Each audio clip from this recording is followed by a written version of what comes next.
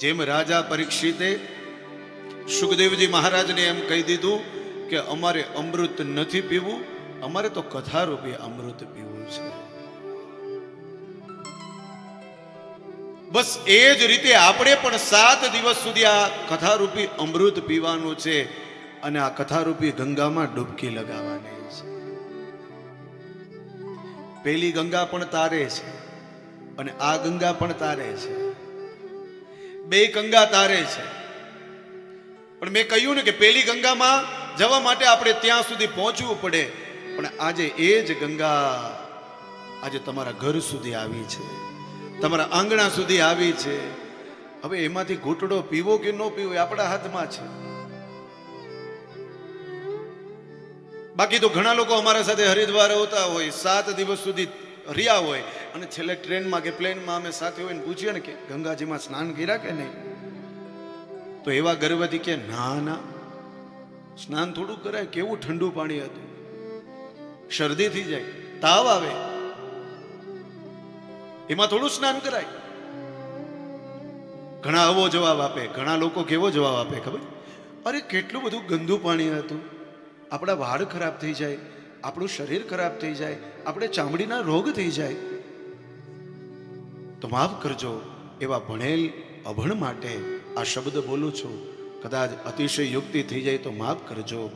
મારા વાલા, તમે જે સ્વિમિંગ પુલમાં નાવ છો ને એના કરતાં તો મા ગંગાનું પાણી છે ને એ પવિત્ર છે ને પતિત પાવન છે.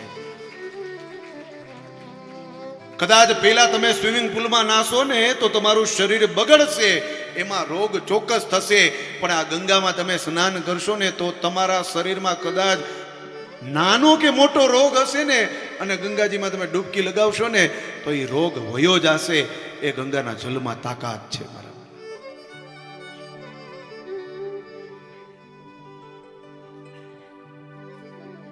તો એ ગંગામાં આપણે ડૂબકી લગાવવા ત્યાં જવું પડે. આજે તમારા ઘરે બેઠા ગંગા આવી છે ભાગવત રૂપી, તો ડૂબકી લગાવી લેજો.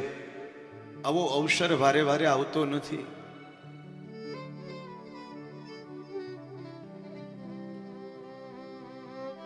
પણ અમારા મહેન્દ્ર દાદાએ એવું માંગ્યું છે કે શાસ્ત્રીજી મારી એવી ઈચ્છા છે, એને તો કીધું, પણ અમારા શરદભાઈ અને મયુરભાઈએ કીધું કે શાસ્ત્રીજી તમે દર વર્ષે એક વખત અહીંયા કથા કરવા આવો એવી અમે ભાગવતજીને પ્રાર્થના કરીએ છીએ. તમે વિચાર કરો કે અમારા દાદાને, અમારા ભાઈઓને મારા પ્રત્યે કેટલો પ્રેમ છે.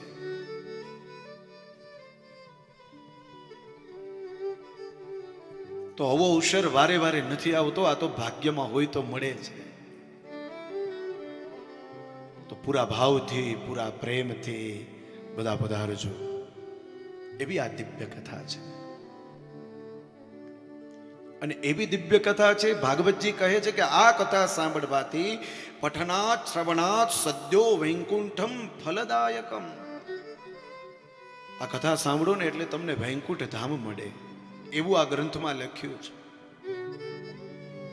એનાથી વિશેષ સપ્તાહેન શ્રુતમ ચેતત સર્વથા મુક્તિદાયકમ સનકાદ્યે પુરા પ્રોક્તમ નારદાય તથા પરે દયા પરે. જે વ્યક્તિ 7 દિવસ સુધી આ દિવ્ય કથા ભાગવત કથા સાંભળે છે એની મુક્તિ નિશ્ચિત છે. એવો એક દાખલો આપે છે કે આ કથા નારદજીએ સાંભળી છે, એવી આ દિવ્ય કથા છે.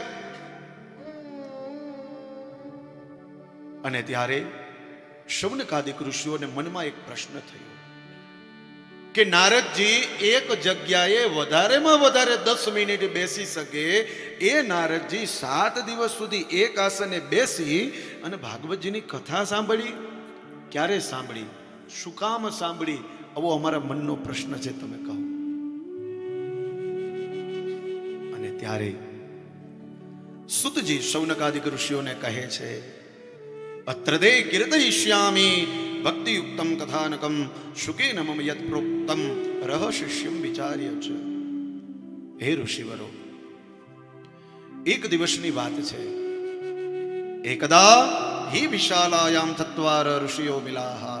એક વખત બદ્રી વિશાલ ક્ષેત્રની અંદર 4 ઋષિ કુમારો, સનત કુમારો ભેગા થયા છે. સનત, સનાતન, સનંદન અને સનત કુમાર.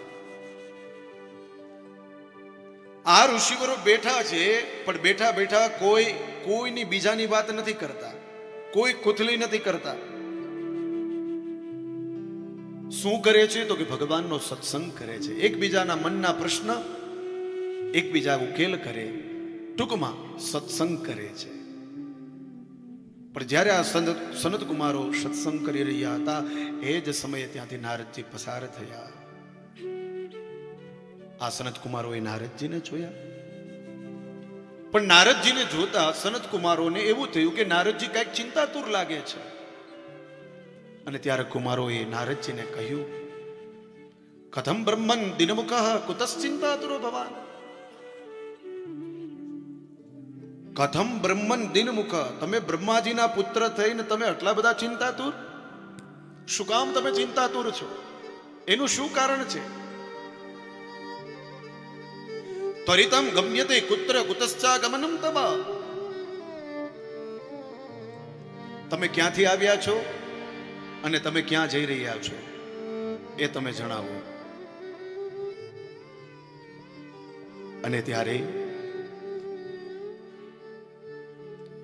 નારદજી કહે છે કે હે સનત કુમારો, અહમ તુ પૃથ્વી યાતો જ્ઞાતવા સર્વોત્તમામિતિ પુષ્કરમ ચ પ્રયાગમ ચ કાશીમ ગોદાવરીમ તથા.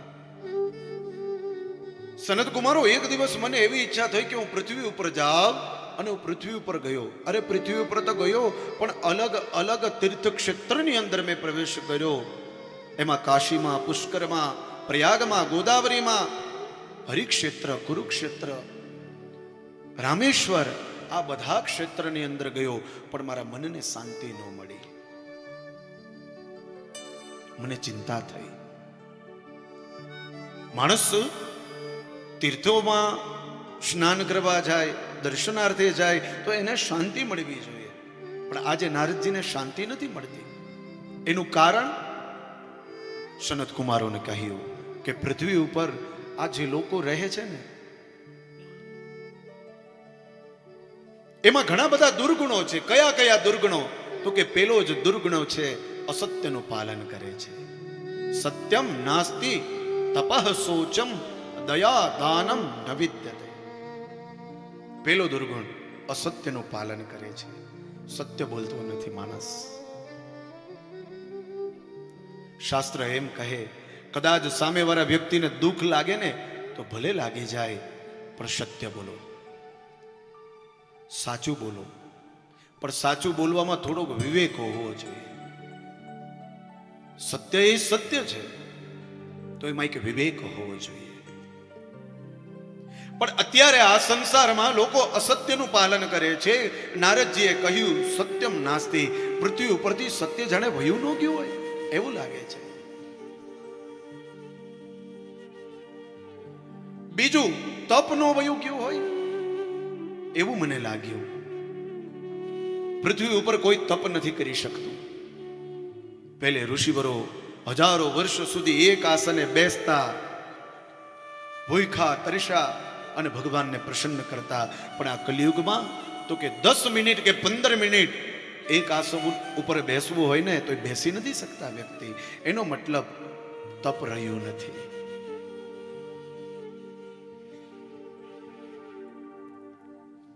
સત્યમ નાસ્તિ તપઃ શોચમ. શોચનો અર્થ થાય પવિત્રતા. હે સનત કુમારો, પૃથ્વી ઉપરથી જાણે પવિત્રતા વહી ન ગઈ હોય એવું મને લાગ્યું.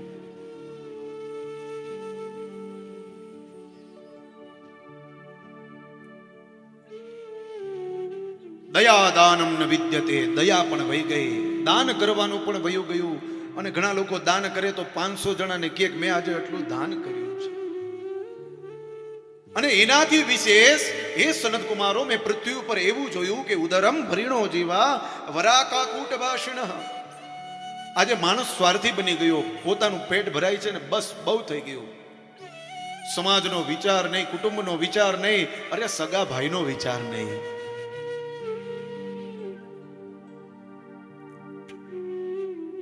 આ દ્રશ્ય મેં પૃથ્વી લોક ઉપર જોયું. આજે માણસોના ભાગ્ય મંદ બની ગયા છે. મંદ ભાગ્યા વિપદ્રમાહ. ભાગ્યમંદ બનવા લાગ્યા છે. એનાથી વિશેષ તો કે આ કલયુગમાં પાખંડ વધવા લાગ્યો છે. જે જોવો એ મોટા મોટા આશ્રમ બનાવવા લાગ્યા, અને જે જોવો એ 1008, 5008, 11008 આ બધું લખાવા લાગ્યા. પણ આપણને ખબર છે કે આની કેપેસિટી 108 ની છે. કલયુગમાં આપણે જોઈએ છે પૈસો આપો એટલે તમારે આગળ ડિગ્રી આવી જાય 1008. વાહ, સલખું બોલી નથી શકતા ને 1008 લગાવે ને આપણે એને વંદન કરીએ. આ વસ્તુ, આ વાત વ્યાસજીએ ભાગવતજીમાં હજારો વર્ષો પહેલા લખી દીધી છે કે કલયુગમાં પાખંડ પૂજા છે. જ્યાં નાટક હશે ને ત્યાં આમ તમે જોજો લાઈન હશે, અને જ્યાં સત્યતા હશે ને ત્યાં કોઈ નહીં હોય. આ બહુ સત્ય વાત છે.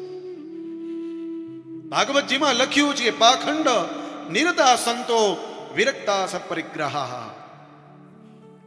પાખંડ પૂજા છે.